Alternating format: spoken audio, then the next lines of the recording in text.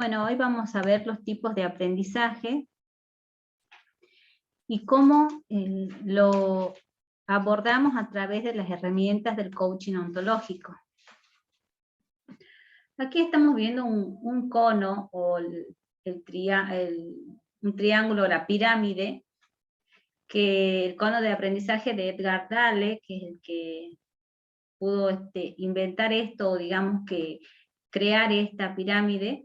Y bueno, y vamos a hacer una pequeña lectura de esto, de cómo aprendemos.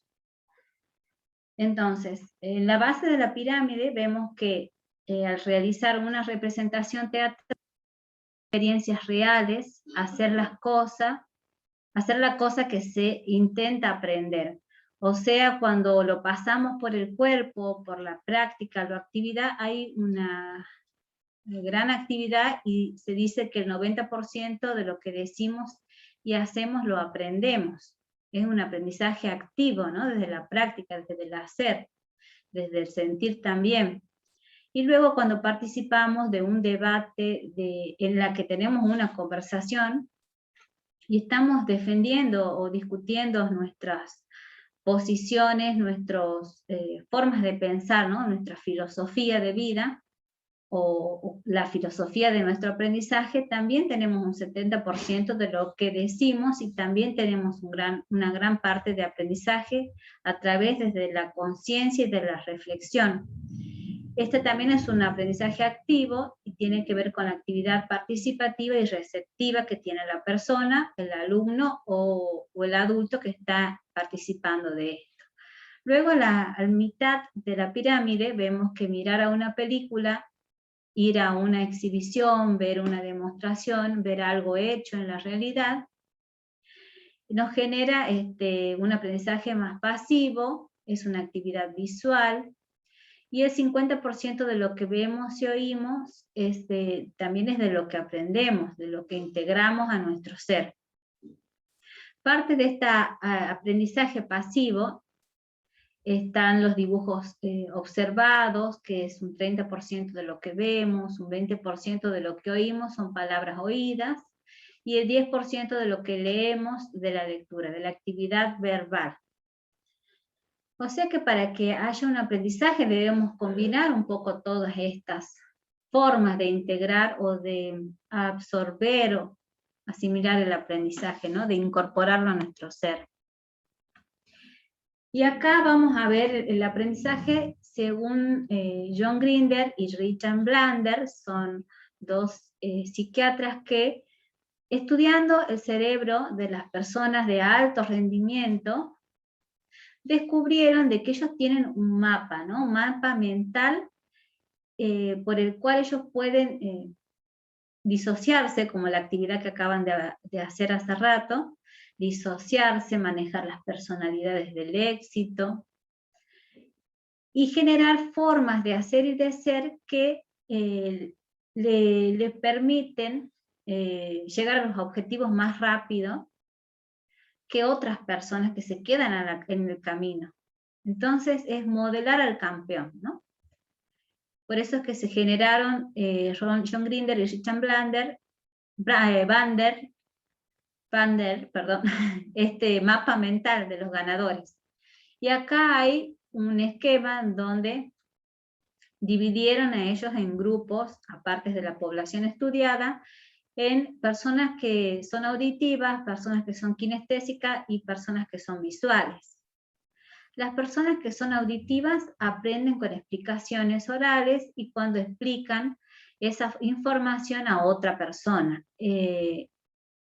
O sea que es un exitoso al aprender idiomas y música. O sea que la persona auditiva también aprende enseñando, ¿no? Y brindando soluciones a los que necesitan. Y la persona kinestésica utiliza todo el cuerpo para aprender. Generalmente son los deportistas, ellos son muy buenos para aprender con el cuerpo las técnicas del deporte. Aprenden mayor o mejor con experimentos de laboratorio o proyectos, ya que necesitan moverse, ¿no? En la práctica aprenden mucho las personas kinestésicas o sinestésicas. Y luego las personas con el canal representacional visual absorben grandes cantidades de información con rapidez y establece fácilmente relaciones entre conceptos. O sea que ellos absorben leyendo, viendo imágenes, videos, situaciones, y relacionan, ¿no?, conceptos con las realidades, desde la visión. Veamos las características de estos canales representacionales. La persona visual son los alumnos visuales, aprenden mejor cuando leen o ven la información de alguna manera. Y los alumnos auditivos aprenden mejor cuando reciben las explicaciones oralmente, y cuando hablan es fácil poder expresarse con otra persona. Son personas que quizás les cuesta leer, pero pueden escucharte, dar un discurso, y luego ya se lo saben ellos también, se memorizan. Hay niños que aprenden de esa manera. Tengo mi sobrinito que es así.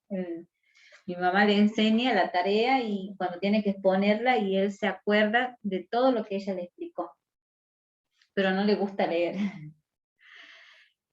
Entonces ahí identificamos otra forma de aprender. El lenguaje kinestésico o representacional kinestésico es cuando el alumno procesa información asociándola a nuestras sensaciones y movimientos de nuestro cuerpo. Y bueno, son personas que pasan por el cuerpo el aprendizaje a través de la emoción.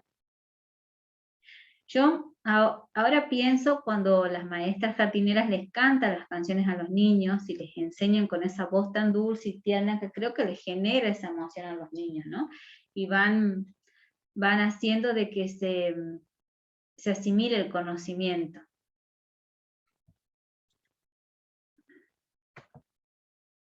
Aquí hay otro cuadro donde también se puede leer información sobre los aprendizajes, tipos de aprendizaje o tipos de personas que son visuales, sinestésicos o auditivos. Y la persona visual, según la conducta, es organizado, ordenado, observador, tranquilo, preocupado por su aspecto, su voz aguda, barbilla levantada, se le ven las emociones en la cara. Y a diferencia del sinestésico, la conducta de esta persona es que responde a las muestras físicas de cariño, les gusta tocar todo, se mueve, gesticula mucho, sale bien arreglado de casa, pero enseguida se arruga, porque no para, se mueve mucho, ¿no? Tiene un tono de voz más bajo, pero habla alto, con la barbilla hacia abajo, y expresa sus emociones con movimientos. Y la conducta de una persona auditiva: habla solo, se distrae fácilmente, mueve los labios al leer, facilidad de palabra, no le preocupa especialmente su aspecto, monopoliza la conversación, le gusta la música, modula el tono y el timbre de voz y expresa sus emociones verbalmente. ¿Cómo es el aprendizaje de estas tres tipos de personalidades, ¿no? de formas de aprender? Bueno, el visual aprende lo que ve, necesita una visión detallada y saber a dónde va. Y le cuesta tocar lo que oye. Recordar, perdón, lo que oye. Y el sinestésico aprende de lo que toca y lo que hace y necesita estar involucrado personalmente en alguna actividad. El aprendizaje de la persona auditiva es el aprendizaje de lo que oye y se basa en repetirse a sí mismo paso a paso todo este proceso. Y si se le olvida un paso, solo se pierde. Y no tiene una visión global del aprendizaje. ¿Cómo es en la lectura una persona visual? Le gustan las descripciones, a veces se queda con la mirada perdida, imaginándose la escena.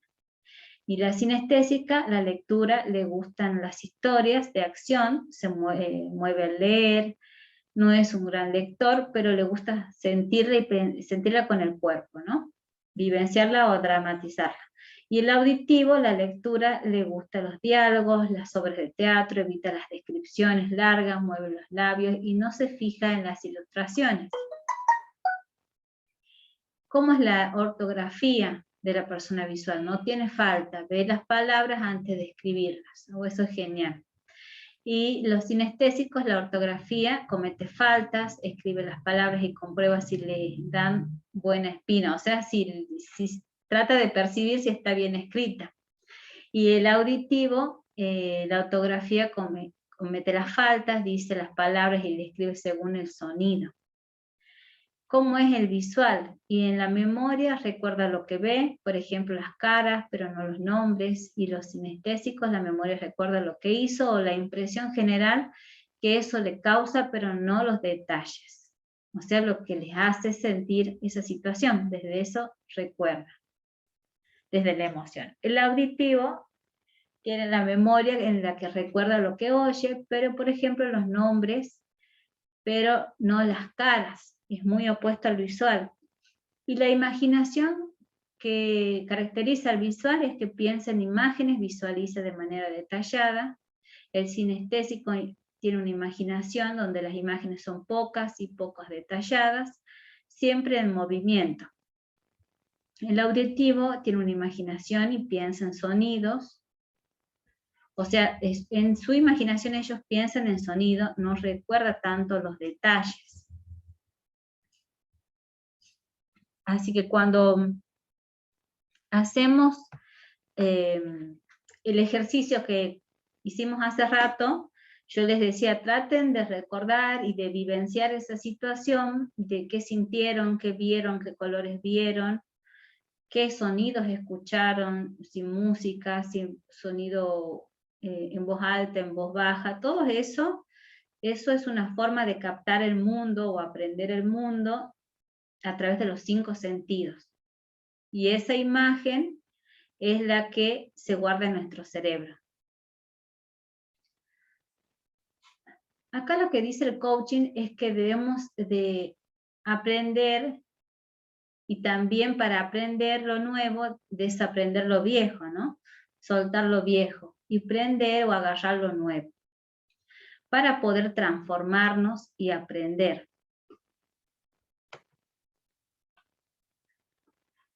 Acá hay un sistema de evaluación en donde hay un aprendizaje de primer orden y un aprendizaje de segundo orden. Tenemos al observador, que somos nosotros, y la acción que generamos para obtener un resultado. Entonces, cuando nosotros queremos un resultado, tomamos una línea de acción, pero no obtenemos exactamente el resultado que queremos, cambiamos de acción, ¿no? Bueno, entonces si no puedo hacer esto tomando esta acción, cambio de acción. Entonces eso es un aprendizaje llamado de primer orden, cuando hacemos el cambio de la acción para tener otro resultado, que se acerque o que sea el que queremos. Y luego hay un aprendizaje de segundo orden, que es el aprendizaje transformacional. Este aprendizaje transformacional lo que consiste es en cambiar el observador. Cuando yo ya cambié las acciones y no resultó eso que yo quise generar, ese resultado, entonces cambien la manera de mirar las cosas, de pensarlas, de sentirlas, para poder cambiar de nuevo la acción para ese resultado. Es empezar a cambiar el observador.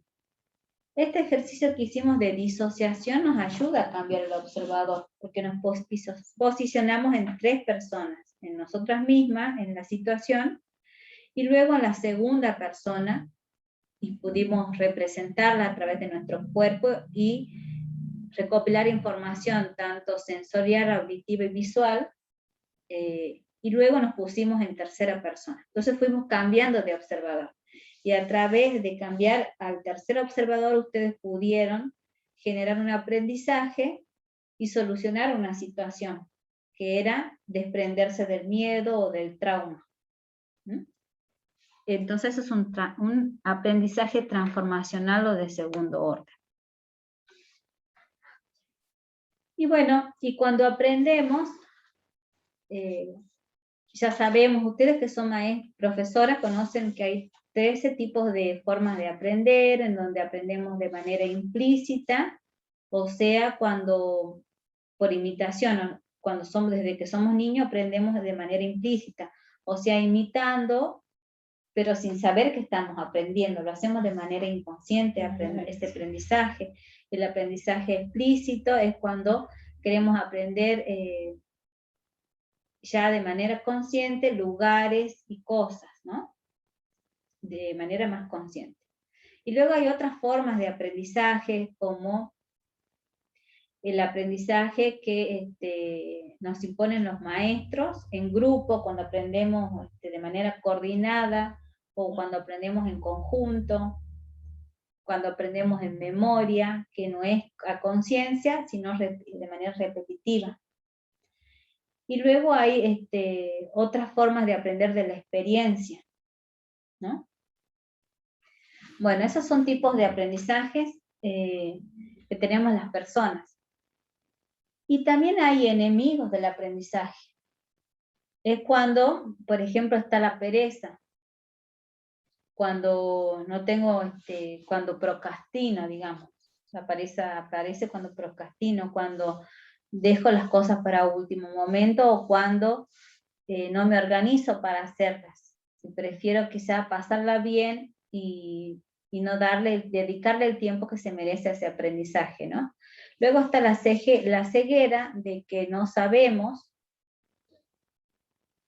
Luego está la vergüenza de mostrar la incompetencia, el orgullo, la arrogancia, la impaciencia, la desconfianza en nosotros y en otros, y el miedo a reconocer nuestra ignorancia. Entonces, ¿qué pasa? Pasa muchas veces, esto me ha pasado a mí hace mucho tiempo, es que yo pensaba que tenía que ser suficiente, que yo como ya era adulta, yo tenía que saber la respuesta, y a mí me costaba decir no sé, me costaba ver miedo a reconocer nuestra ignorancia, a decir no sé, tengo que aprenderlo. Y muchas veces me equivocaba peor por querer, o sea, ser alguien que sabe y no saber. Me equivocaba peor así. O sea, era mucho más la vergüenza que después pasaba. Y luego está la ceguera de que no sabemos. Bueno, es cuando no sabemos que no sabemos, muchas veces, cuando pensamos que sabemos todo y no sabemos que no sabemos tal cosa, ¿no? A eso se refiere.